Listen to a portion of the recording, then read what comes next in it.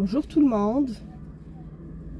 Alors, comme tout agent dans un centre d'appel, on a l'ambition, le rêve d'évoluer et d'être un responsable d'équipe. Le problème, c'est qu'une fois qu'on est un responsable d'équipe, il y a la gestion d'émotions. La gestion d'émotions de cette promotion.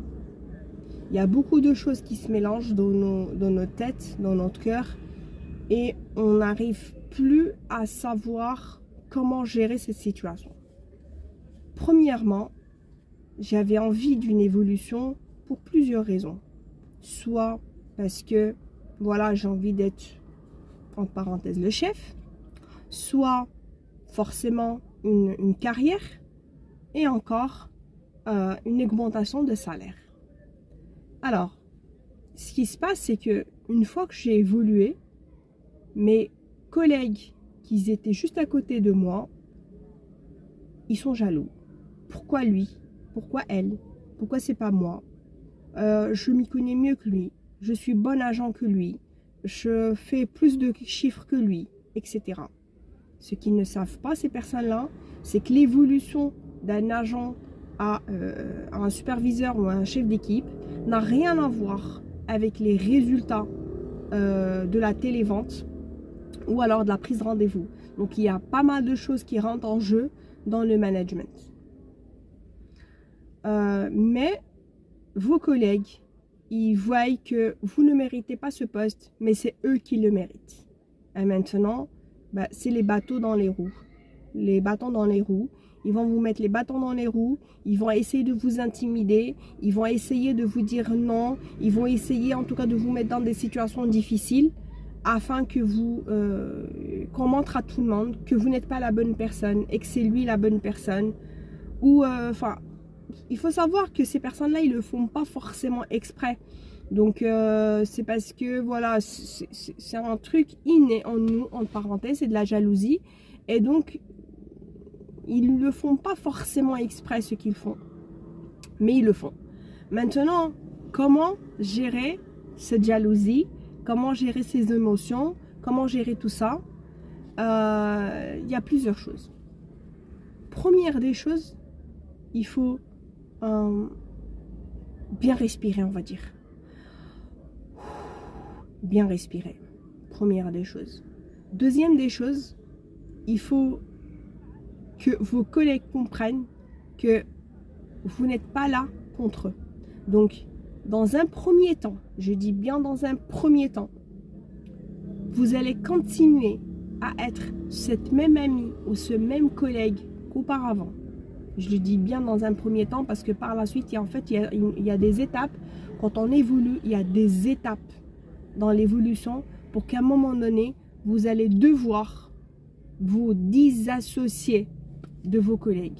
Il y a un moment où vous allez devoir créer cette distance entre vous et vos anciens collègues agents parce que vous n'êtes plus agent, vous êtes un manager et donc il y a des choses qu'un manager, je ne dis pas, c'est pas de l'orgueil, pas du tout, mais c'est de la distance professionnelle.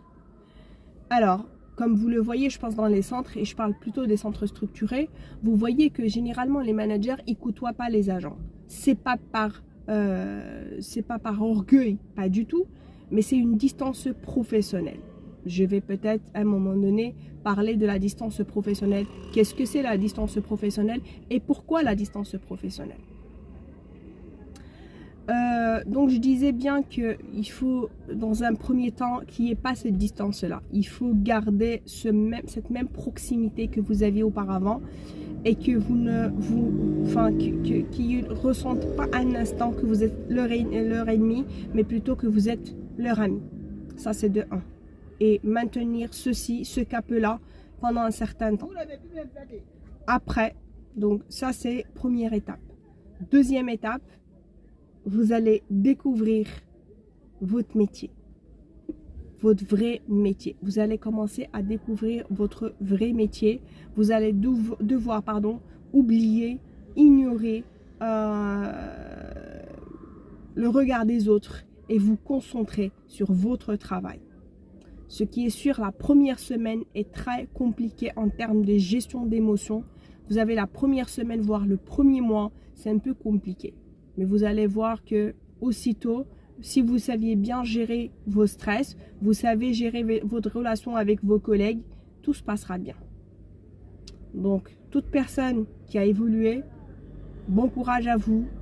Et voilà, si vous avez besoin d'un conseil ou d'un coaching, parce que je suis aussi coach donc dans le domaine des call centers, si vous avez besoin d'une petite formation, d'un coaching, surtout vous venez d'évoluer, vous ne savez pas par où commencer, comment faire, etc., n'hésitez pas à me contacter. Je vous laisserai mon WhatsApp et vous allez pouvoir me contacter afin de réserver un petit coaching, un petit conseil ou une petite formation afin de vous montrer quels sont les axes sur lesquels vous devez travailler. D'abord sur vous, sur vos émotions et puis par la suite sur votre équipe pour que vous arrivez dès les premiers jours, on va dire, à montrer que vous étiez la bonne personne qu'on a pris, que c'est vous qui êtes faite pour ce poste-là et pas une autre personne. Voilà, j'espère que je vous étais utile. Je vous souhaite une excellente journée et à très bientôt.